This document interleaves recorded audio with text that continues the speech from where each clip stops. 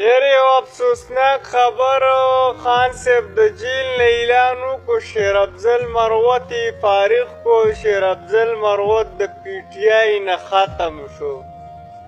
ډېره د افسوس خبره هم ده. خدای شته ډېر خفه م شومه پې، خو خوشحاله په دې باندې شومه کله چې ریحانزیب شهید شو. دغه غلو به د ریحانزیب باندې حمله وکړه نو دغه مروت د ریحانزیب قربانۍ ته ونه کته، لاړه د مبارکزیب او د ریحانزیب خلاف یې کمپین شروع کړو. دغه غلو څه ودرېدو کومو ته چې زه د ریحانزیب قاتلان ویم.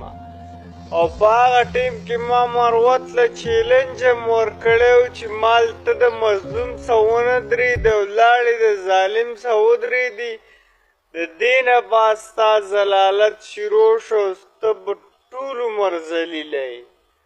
هغه او ته نن الله ښیي خو پوهېږي پرې نه.